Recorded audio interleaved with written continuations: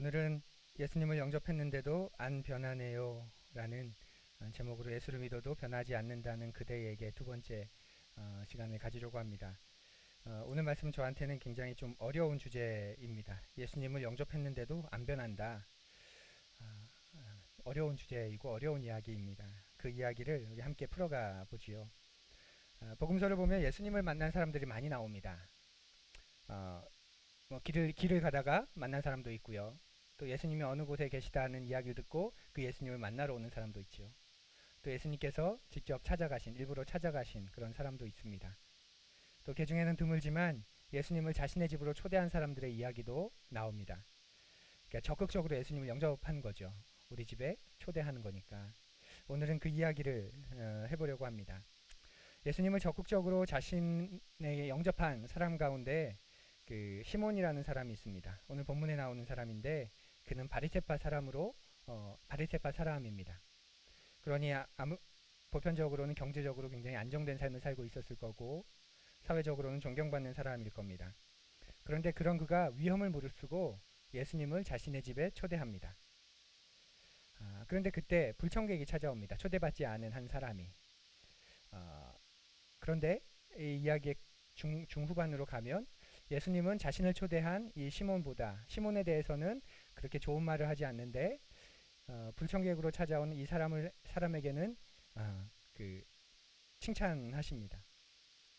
왜 그런 일이 일어났는지 우리 함께 살펴보려고 합니다. 오늘 본문이 좀 많이 깁니다. 그래서 당시의 상황을 좀 상상해 보려고 드라마 바이블로 들어보려고 하는데요. 이에 바리새인의 집에 들어가 앉으셨을 때 그 동네에 죄를 지은 한 여자가 있어 예수께서 바리새인의 집에 앉아 계심을 알고 향유 담은 옥합을 가지고 와서 예수의 뒤로 그 발 곁에 서서 울며 눈물로 그 발을 적시고 자기 머리털로 닦고 그 발에 입 맞추고 향유를 부으니 예수를 청한 바리새인이 그것을 보고 마음에 이르되 이 사람이 만일 선지자라면 자기를 만지는 이 여자가 누구며 어떠한 자, 곧 죄인인 줄 알았으리라. 시몬아, 내가 네게 이를 말이 있다. 선생님, 말씀하소서. 빚 주는 사람에게 빚진 자가 둘이 있어. 하나는 500데나리온을 줬고 하나는 50데나리온을 줬는데 갚을 것이 없으므로 둘 다 탕감하여 주었으니 둘 중에 누가 그를 더 사랑하겠느냐? 내 생각에는 많이 탕감함을 받은 자니이다. 네 판단이 옳다. 하시고 그 여자를 돌아보시며 시몬에게 이르시되 이 여자를 보느냐? 내가 네 집에 들어올 때 너는 내게 발 씻을 물도 주지 아니하였으되 이 여자는 눈물로 내 발을 적시고 그 머리털로 닦았으며 너는 내게 입 맞추지 아니하였으되 그는 내가 들어올 때로부터 내 발에 입 맞추기를 그치지 아니하였으며 너는 내 머리에 감람유도 붓지 아니하였으되 그는 향유를 내 발에 부었느니라. 이러므로 내가 네게 말하노니 그의 많은 죄가 사하여졌도다. 이는 그의 사랑함이 많음이라. 사함을 받은 일이 적은 자는 적게 사랑하느니라. 이에 여자에게 이르시되 내 죄 사함을 받았느니라. 함께 앉아있는 자들이 속으로 말하되 이가 누구이기에 죄도 사하는가? 예수께서 여자에게 이르시되 내 믿음이 너를 구원하였으니 평안히 가라. 본문을 상상하는 데 좀 도움이 되셨나요? 이거 차인표 목소리 아니야? 그런 거 안 하시죠? 본문이 좀 길어서 이때 당시를 좀 상상해 보면 좋겠다 해서 오늘은 들어봤습니다. 지금 시몬이 예수님을 초대했죠. 그런데 문제가 하나 있습니다. 당시 바리새파 사람들은 예수님을 그렇게 탐탁치 않게 여겼죠. 예수님을 뭐라고 불렀냐면 그 먹기를 탐하는 자, 그 식탐꾼, 포도주를 좋아하는 자, 술꾼, 세리와 죄인들의 친구, 그러니까 질이 안 좋은 사람, 그렇게 예수님을 여겼습니다. 그러니까 예수님과 이 바리새파 사람들과의 관계가 어느 정도였는지 짐작할 수 있는 거죠. 이게 악화되어서 나중에는 바리새파 사람들이 예수를 어떻게 처리할까, 없이 할까 하고 모의까지 할 정도였습니다. 그러니까 이런 시국에 바리새파 사람 시몬이 예수님을 자신의 집에 초대하는 겁니다. 그러니까 시몬 나름대로는 굉장히 어려운 결단을 한 것이겠죠. 어쩌면 바리새파 사람들에게 회유당하고 협박까지 받지 않았을까요? 우리가 잘 아는 것처럼 한밤중에 찾아온 니고데모처럼 예수님을 몰래 초대한 게 아니라 대낮에 정식으로 초대를 했으니 사람들에게 다 알려졌을 겁니다. 그걸 알고 또 한 여인이 찾아오기까지 하니 말입니다. 그래서 어쩌면 회유를 당하고 협박도 받았을 겁니다. 예수를 초대한다고? 너 왜 그래? 정신 나갔어? 정신 차려. 그가 어떤 사람인 줄 알잖아. 술꾼이야. 식탐꾼이야. 질이 안 좋아. 우리 보고 뭐라는 줄 알잖아. 우리 보고 독사의 새끼라고. 회칠한 무덤이라잖아. 그런 사람을 왜 집에 들여? 우리가 중요해? 그런 술꾼이 중요해? 그러면서 시몬을 회유하지 않았을까요? 그럼에도 시몬은 예수님을 초대합니다. 이렇게 주변 상황이 굉장히 심각한데 시몬이 예수님을 초대한 이유는 뭘까요? 이 장면을 잘못 해석하기 쉽습니다. 마치 시몬이 예수님을 책잡으려고 초대했다. 그렇게 해석하기도 하고 또 시몬이 자기의 의의를 드러내려고 당시 셀럽이었던 예수님을 초대해 놓고 이제 인정받으려고 했다. 뭐 그렇게 보기도 합니다. 그런데 시몬이 예수님을 초대한 이유는 오늘 성경 본문에 정확하게 나옵니다. 예수님에 대한 단순한 호기심 혹은 함정을 파서 책잡기 위함이 아니라 시몬은 예수님이 선지자일 거라고 예언자일 거라고 생각합니다. 그 부분을 메시지 성경이 잘 번역해 놨는데요. 우리 메시지 성경으로 함께 읽어요. 예수를 초대한 바리새인이 그것을 보고는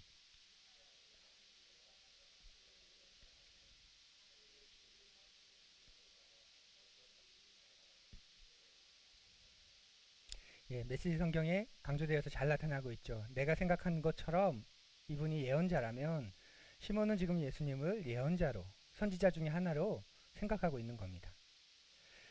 선지자라는 말에 정관사 더가 붙으면 그건 메시아를 말합니다. 그런데 일반 관사가 붙으면 선지자 혹은 일반 예언자를 뜻합니다. 그런 시몬은 예수님이 메시아 그리스도일 거라고는 생각하지 않았지만 적어도 선지자 가운데 하나 뛰어난 예언자 가운데 하나일 거라고 생각하고 그렇지 않을까 싶어서 초대한 겁니다. 그리고 대화 중에 예수님이 말할 때 예 선생님 말씀하십시오 그렇게 대답을 하는 것을 보면 예수님에 대한 그런 기본적으로 존중하는 마음도 가지고 있었습니다. 그런데 그런 모습과 더불어 또 한쪽에는 이상한 모습이 있지요. 그렇게 존중하는 것 같고 예언자로 여기는 것 같지만 예수님이 자신의 집에 들어올 때 자신의 초청을 받아서 정식으로 들어올 때 그는 예수님을 향해서 발 씻을 물도 주지 않고 환영의 인사로 입을 맞추지도 않았습니다. 당시 이스라엘 풍습으로는 상당히 이례적인 오늘날의 기준으로 보아도 상당히 무례한 그런 초대였습니다. 그러니까 지금 약간 거리를 두고 있는 겁니다. 시몬이 예수님을 어느 정도로 여겼는지 볼 수 있는 대목입니다. 혹시 선지자일지 몰라서 예언자일지 몰라서 초대는 했지만 미심쩍은 태도를 유지하는 거죠. 그래서 계속 관찰하며 중얼거립니다. 한 여인이 찾아오고 그 여인과 대화 나누는 걸 보며 저분이 정말 내가 생각한 것처럼 예언자라면 이 여인이 어떤 여인인지 분명히 알 텐데 그러면서도 진리에 대해 토론하고 무언가를 배울 수 있지 않을까 싶어서 일단은 위험을 무릅쓰고 초대하고 또 대화를 이어갑니다. 이런 시몬이 자기 자신에 대해서 어떻게 생각하고 있는지 아세요? 이런 시몬이 예수님은 선지자로 여기고 불청객으로 찾아온 여인은 죄인 중에 죄인으로 여기는데 이런 시몬이 자신은 어떻게 여기고 있을까요? 본문에 직접적으로 나오진 않지만 우리가 충분히 생각해 볼 수 있습니다. 여인과 자신을 분리하는 태도에서 자신을 어떻게 여기는지 드러납니다. 지난주에 살폈던 전형적인 바리새인인 거죠. 자신과 다른 사람을 비교하면서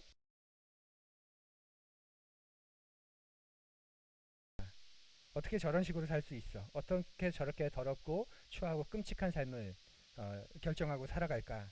나는 적어도 저렇게는 안 살아. 내가 저 사람보다는 훨씬 나는 저 정도까지는 아니야. 실제로 시몬은 종교적으로나 사회적으로 지도층에 속하는 바리새파 사람이었죠. 그러니 윤리적으로도 깨끗했을 거고 종교적으로도 존경받고 있었을 거고 경제적으로도 중산층 이상이었을 겁니다. 그런데 이런 모습이 우리와 많이 닮지 않았습니까? 오늘날의 많은 그리스도인 역시 예수님을 압니다.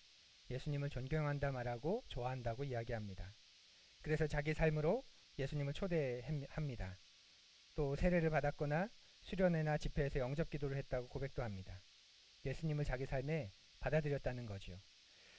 그리고 그 삶을 보면 나름 대가를 지불하고 예수님을 믿어 나가는 삶이 보입니다. 헌금도 하고요. 또 봉사도 합니다. 여러 조직에 속해서 신앙생활도 열심히 합니다. 시몬처럼 다른 사람들의 차가운 시선을 물리치고 예수를 자기의 삶에 초대한 거죠. 그리고 예수님을 중요한 분이라고 생각합니다. 그런데 이런 그리스도인의 중요한 특징 가운데 하나가 비교 우위적 의에 빠져 있다는 거지요. 물론 나도 죄인이지만 죄인 아닌 사람이 어딨어? 나 정도 아닌 사람이 어딨어? 이 정도는 보통이지. 이 세상에 사는데 어떻게 안 그래? 이렇게 비교 우위적인 의에 빠져 있습니다. 그래서 시몬이 그런 삶의 자세를 가지고 있기 때문에, 자신을 그렇게 여기고 있기 때문에 예수님은 500데나리온과 50데나리온 빚진 사람의 이야기를 이어가시는 겁니다. 한 데나리온을 당시 하루치 품삯으로 여기는데 500데나리온은 2년치 연봉, 50데나리온은 2달치 월급 정도로 여기면 뭐 괜찮을 것 같습니다. 그러니까 500데나리온 엄청난 금액이죠.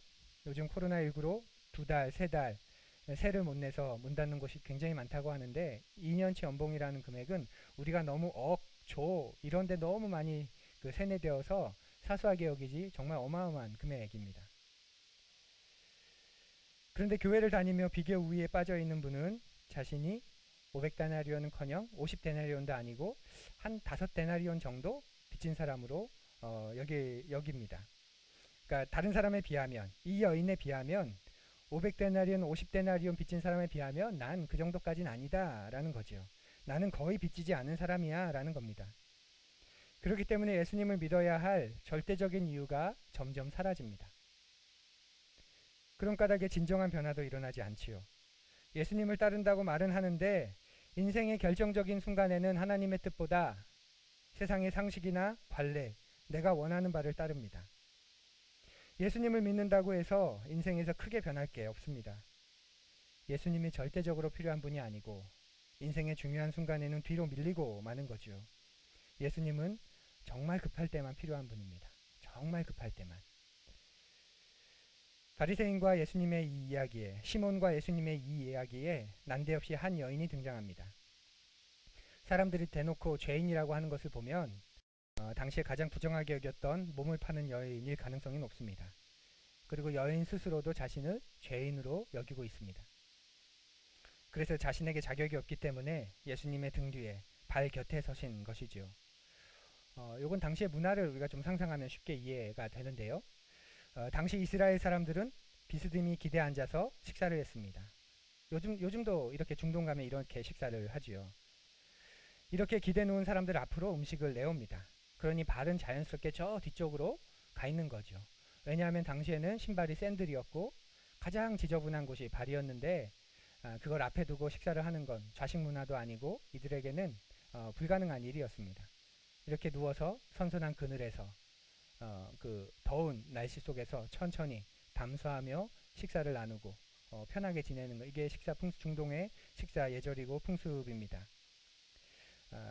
아마 신약으로 넘어오면 예수님의 마지막 최후의 만찬도 우리는 다빈치의 그런 일렬된 식탁 안에 한 명씩 앉아있는 상상하기 쉽지만 이렇게 예수님도 식사하셨겠죠. 그래서 마지막에 그 사랑하는 제자가 예수님의 품에 안겼다고 최후의 만찬에 보면, 마지막 유월절 식사에 보면 그런 장면이 있는데 아마 이렇게 식사를 했기 때문에 그 품으로 안기는 게 또 가능한 그런 부분입니다. 어쨌거나 여인은 이렇게 예수님의 발꿈치 뒤로 와서 눈물로 예수님의 발을 적셔서 자기 머리카락으로 닦습니다. 가능해지죠? 예. 이렇게 앉아있으면 예수님 잠깐 의자 좀 뒤로 빼주십시오. 뭐 이렇게 해야 되는 겁니다. 아니 책상 밑으로 어떻게 어거지로 들어가야 되는데 그런 게 아닙니다. 그냥 먼 발치에서 지켜보다가 조용히 예수님 뒤에 발 곁에 무릎을 꿇고 향유를 붓고 예수님의 머리카락을 눈물로, 향유 반 눈물 반으로 닦아드리는 겁니다. 향유 옥합을 깨트릴 정도면 대단한 겁니다. 당시에 성매매 여성들은 재산을 축적할 수 있는 수단이 없었습니다. 그래서 이 향유를 모아서 그것을 자신의 재산으로 삼았습니다.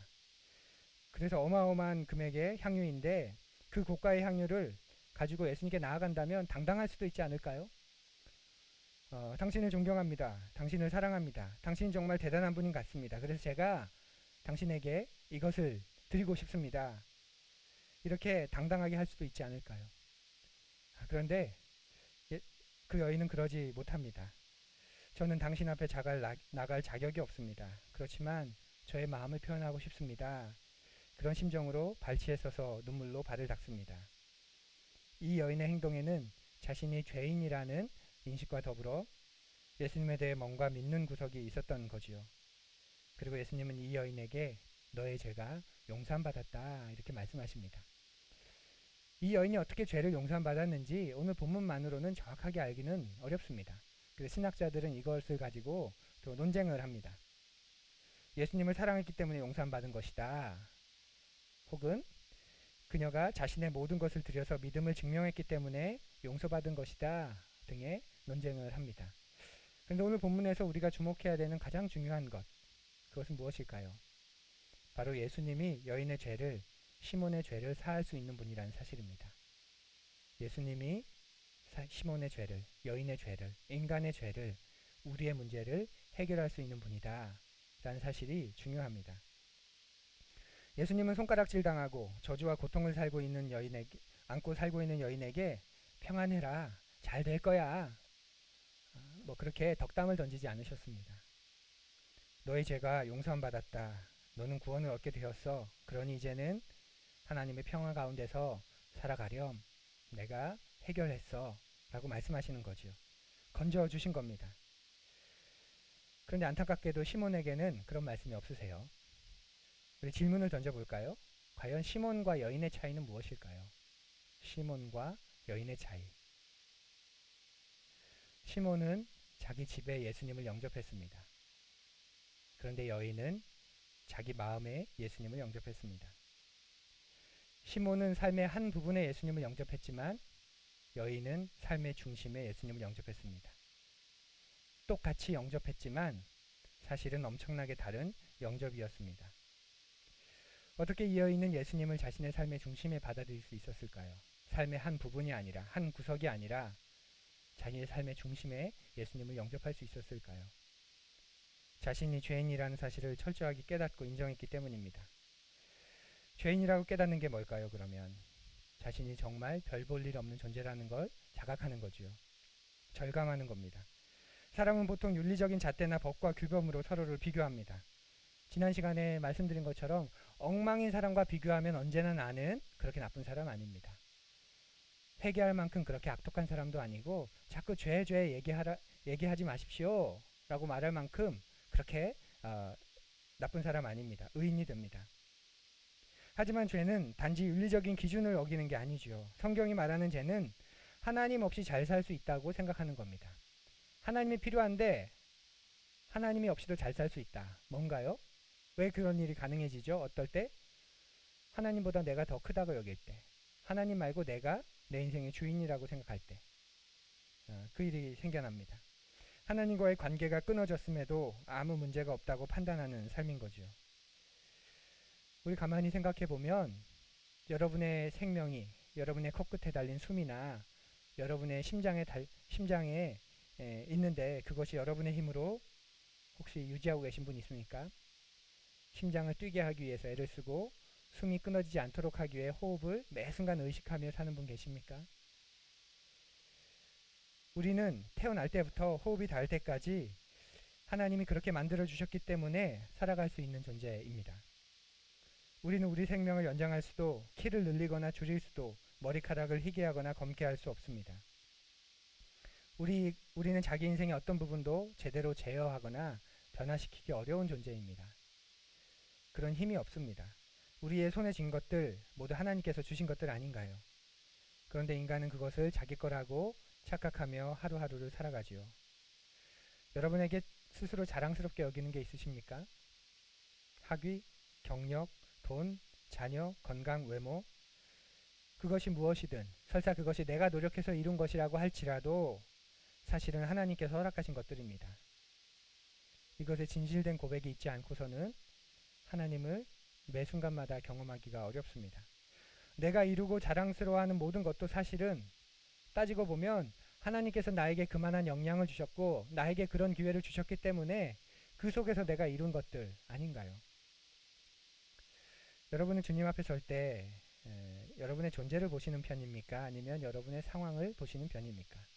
기도할 자리에서, 말씀을 읽는 예배의 자리에서 나라는 존재를 주님 앞에서 보는 편입니까? 아니면 내가 가지고 있는 상황을 주목해서 보시는 편입니까? 신앙은 주님 앞에서 내 존재를 보게 합니다.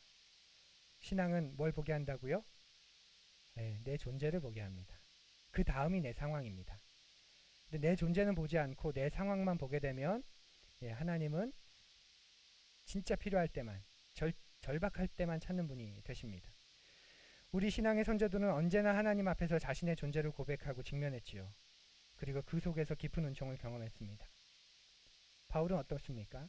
바울은 스스로를 만삭되지 못한 자, 그렇게 고백했고 죄인 중에 괴수라고 정직하게 직면했습니다. 바울이 얼마나 죄를 많이 지었길래 스스로를 죄인 중에 괴수라고 여길까요? 또 찬송으로 전해져 오듯 예수님을 진실되게 만난 그리스도인들은 하나님 앞에 서니 자신을 벌레만도 못한 그런 찬양, 그런 고백을 참 많이 했습니다. 하나님을 떠나 망가진 인생이라고, 비참한 인생이라고 그렇게 스스로를 인정했었습니다. 그렇게 죄성을 깨닫고 나니, 자신의 존재의 비참함을 보고 나니 자신들을 위해 죽으신 예수님이 그들에게 다가오시게 된 것이지요. 그래서 이 땅에서 짧은 생을 산다 하더라도 그것을 영광스럽게 여겼습니다. 장작같이 활활 타오른 인생이 아니라 불쏘시개처럼 잠시 잠깐 일어났다 사그라지는 인생을 살아도 나 같은 것을 그분의 불쏘시개로 삼아주시다니, 나를 그분의 일꾼으로 사용해 주시다니, 그러면서 감격하고 감사했습니다. 더 크게, 더 높게, 더 의미 있게, 더 중요하게, 더 귀하게 나를 사용해 주시지 않는다고 푸념하지 않았습니다. 나 같은 자도 자녀 삼으시고 사랑해 주신 은총에, 온 세상을 날 버려도 날 버리지 않는 그 은총에 충분히 감사하며 살았습니다. 하나님 앞에 설 때마다 늘 자신의 존재가 보였기 때문에 그런 것이지요. 오늘 본문을 가만히 읽다 보면 마치 주인공이 향유옥합을 깨트린 여인과도 같게 느껴지기도 합니다. 그런데 예수님의 관심은 처음부터, 그리고 향유옥합을 깨트린 여인을 만난 후에도 여전히 시몬에게 있다는 것, 여러분 주목하십시오. 우리 40절의 말씀 제가 읽습니다. 예수께서 그에게 말씀하셨다. 시몬아, 내게 할 말이 있다. 시몬이 말했다. 선생님, 말씀하십시오. 예수께서 말씀하셨다. 옥합을 깨트린 여인이 눈물로 발을 씻고 있을 때 시몬이 그걸 보고, 내가 생각한 것처럼 저분이 예언자라면 저 여인이 어떤 여인인지 알 텐데, 그렇게 속으로 말하고 있는, 중얼거리고 있는 그에게 예수님이 지금 말씀하시는 장면입니다. 시몬아, 너에게 할 말이 있다. 예수님은 지금 눈으로는 자신의 발을 눈물로 닦고 있는 여인을 보고 있지만, 그 입으로는 이렇게 발치해보며 그 여인을 향하고 있지만, 그의 입으로는 옆에서 식사를 하고 있는 시몬에게 말하고 있는 겁니다. 예수님의 관심은 시종일관 시몬이었습니다. 여인이 나타나기 전까지는 오늘 성경의 앞부분에는 어떤 바리새인으로 묘사됩니다. 처음부터 시몬이라고 이야기하지 않고 한 바리새인이, 어떤 바리새인이, 그런데 여인이 나타나자 그때부터 바리새인이란 말 대신에 시몬이 이렇게 변합니다. 집중하고 있는 거죠. 그리고 모임이 끝날 때까지 길게 이어진 대화의 상대는 여인이 아니라 시몬이었습니다. 이 시몬이 어떤 사람이었습니까? 세리나 죄인에 비해 자신이 더 의롭다고 생각한 사람이었습니다. 하나님이 절대적으로 필요한 사람은 자신이 아니라 따로 있다고 본 사람입니다. 그런 시몬에게 예수님이 관심을 보이고 계십니다. 예수님과 시몬이 나눈 이야기의 결론, 여인의 많은 죄가 용서함 받았다, 이 이야기입니다. 그런데 이건 시몬을 향해 하고 계신 이야기이죠. 너도 종일한 죄인이야. 너는 괜찮다고 생각하고 있지만 알고 보면 너도 병든 죄인이야. 너의 죄도 용서함 받아야 해. 너는 50데나리온도 아니고 5데나리온 빚진 사람 정도라고 생각할지 모르지만, 하나님을 무시하고 자기보다 못한 사람과 비교하면서 스스로를 의롭다고 착각하는 너야말로 5,000데나리온, 아니 5만 데나리온 빚진 사람이야. 그렇게 깨닫게 하시는 겁니다. 시몬의 모습 속에서 현대의 그리스도인들이 보입니다. 현대 그리스도인들도 우리도 예수님을 영접합니다. 시몬처럼 말이지요. 삶의 한 구석에 영접하고 세속에 찌든 마음을 정화하거나 살아가면서 겪는 여러 어려움을 위로받으려고 영접합니다. 언제나 내 편이 되어주시는 분이 계시지라는 그런 심리적인 안정감을 받고 싶어서 영접합니다. 안 믿는 것보다는 믿는 게 나을 것 같아서 영접하는 거죠. 하지만 예수님은 그런 목적으로 우리를 찾아오지 않으십니다. 예수님은 하나님으로서 우리를 찾아오십니다. 그래서 그런 분이 우리의 친구가 되겠다고 하니 충격을 받는 거죠. 그리고 친구가 되어주시는 것에 감격하는 겁니다. 그런 거지 친구라서 필요할 때 부를 수 있는 존재가 아닙니다. 우리의 본질적인 문제는 필요할 때만 예수님을 찾으며 친구처럼 여기는 것이지요. 급할 때 빼고는 하나님 없이도 괜찮아 라는 식의 삶의 자세를 유지하고 있습니다. 이것이 우리가 흔히 불신자라고 말하는 믿지 않는 사람들의 이야기가 아니라 소위 예수님을 모셔드렸다고 예수님을 영접했다고 말하는 현대 그리스도인들의 모습, 시몬의 모습입니다. 기독교 작가인 달라스 윌라드는 이런 현대 그리스도인의 모습을 뱀파이어 크리스천이라고 신랄하게 표현했습니다. 여러 번 말씀드렸죠. 뱀파이어 크리스천. 굉장히 신랄한 말이죠. 뱀파이어가 뭐죠? 피를 빨아먹는 존재입니다. 오늘날의 그리스도인이 예수님의 보혈만, 예수님의 피만 의미있게 여기는 그리스도인이 되었다는 것입니다. 예수님을 했습니다. 예수님을 좋아합니다. 예수님이 필요하다고 말합니다. 그래서 그 피의 능력만, 그 피의 효력만, 그 피의 효과만 얻기를 바라지 예수님이 왜 나를 위해 그 피를 흘리셨는지는 제대로 묵상하지 않습니다. 그러니 그 은혜가 내가 그분을 위해, 내가 다른 사람을 위해 해야 될 헌신으로 연결되지 않는 거죠. 입속에서는 예수님의 보혈이 거룩한 피라고 이야기하지만 그게 모든 것이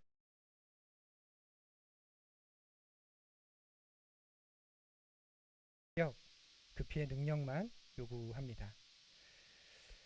예수님을 만나면 인생이 변한다고 말하면 예수님을 영접했는데도 변하지 않던데요 라고 말하는 사람이 있습니다. 예수님은 단지 시몬의 집에 들어가고 싶으셨던 게 아닙니다. 시몬의 마음에 들어가기를 원하셨던 거지요. 시몬처럼 사람의 일부분의 예수님을 영접하면 변화는 꼭 그만큼만 일어납니다. 그런데 예수님을 내 존재, 내 삶의 중심에 진정으로 영접하면 삶 전체가 변화해 갑니다. 왜냐하면 변화는 내 안에 계신 그분이 이루어가는 것이기 때문입니다. 아쉽지만 시몬의 이야기는 여기서 끝이 납니다. 예수님을 만난 그가 그 후에 어떻게 되었는지 우린 성경을 통해서는 알 수 없습니다. 그래서 참 궁금합니다. 여러분은 궁금하지 않으세요? 네, 궁금하다고 가정하고 그런데 더 궁금한 게 있습니다. 더 궁금한 게. 여러분은 어떠십니까? 여러분은 여러분의 삶의 한 부분에 예수님을 영접하셨습니까? 아니면 여러분의 삶의 중심에 예수님을 영접하셨습니까? 예수님은 여러분의 삶의 한 부분에 계신가요? 아니면 여러분의 삶과 마음의 중심에 계신가요? 여러분은 어떠십니까? 우리 다 함께 예수님을 영접해도 변하지 않던데요 라는 말이 스스럼 없이 받아들여지는 것 같은 이런 시대 속에서 우리가 예수님을 어떻게 영접했는지, 시몬처럼 삶의 한 구석에 영접한 것인지, 아니면 옥합을 깨뜨린 여인처럼 삶의 중심에 그 주님을 영접한 것인지 돌아보고 우리의 삶을 바로잡는 그런 시간이 되기를 원합니다. 그렇게 사순절을 우리 함께 시작하지요. 다 함께 눈을 감고